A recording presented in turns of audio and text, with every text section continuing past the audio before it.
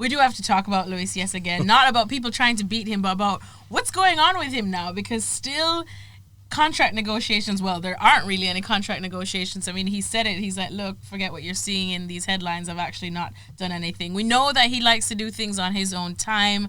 And there's, rumours of how much money he wants. And Ferrari aggressively flirting with him, as Nate would say. So...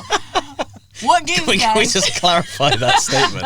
I said that before we came in here. He said that loosely. Yeah. So Ferrari low-key flirting with him, or the thought of Ferrari low-key flirting with him, of course. So we'll definitely give that context. But what gives, guys? What's going on? What you're expecting? A resolution anytime soon? And is this going to become a distraction for him?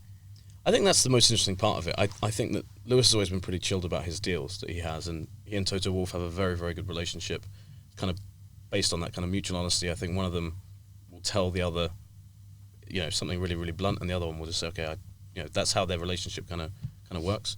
And the Ferrari link would be great, but it's hard to see it happening with them committing to Leclerc the way they have. I could see them going for Ricciardo instead, but committing to a guy like Lewis, when you've already got, I don't know, it just doesn't seem to add up to me. And if Mercedes is staying beyond 2021, which it's looking more and more likely, they've repeatedly said that, I don't see why he'd leave. The only thing is if later in the year, if he's not signed, I think if Verstappen was still unsigned, then that distraction might have been a bigger thing. But unless and maybe we'll talk about him a bit more later, but unless Fernando Alonso becomes a viable option for that seat, which I think I've got severe doubts about, I don't think he's got anything to worry about. As soon as he signs, he could sign that deal whenever he wanted, and it's there for him.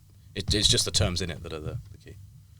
Yeah, I think if anything that they haven't started talking is a sign that deal is probably in a very, very strong place. Mm-hmm. Because if they were genuinely worried, then there would have been some communication. I read on Auto, Motor and Sport, I think Toto Wolff had given one of his first interviews of the year, and he's said, from what I could translate, that basically you're living on top of each other throughout the whole race season. You don't want to spend the winter spending more time with each other unnecessarily to kind of like go through all these things, because it does put that extra strain on the relationship. Keys to a good relationship. Yeah, you'll find relationship advice right here. Apart. You need time apart. You need your own time. I don't know if that works for all relationships. Please don't take my advice.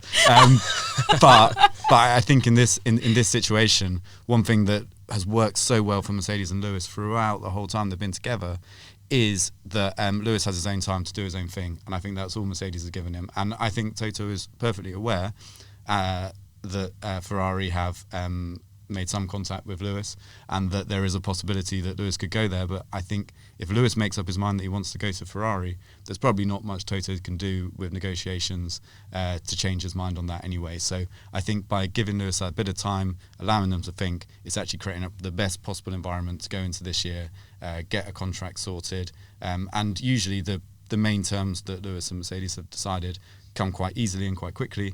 The difficulties are the small little bits here and there, and I imagine that will probably drag on, as it has done pretty much every time he's renewed with Mercedes, but I wouldn't read that as a sign that he's really considering Ferrari.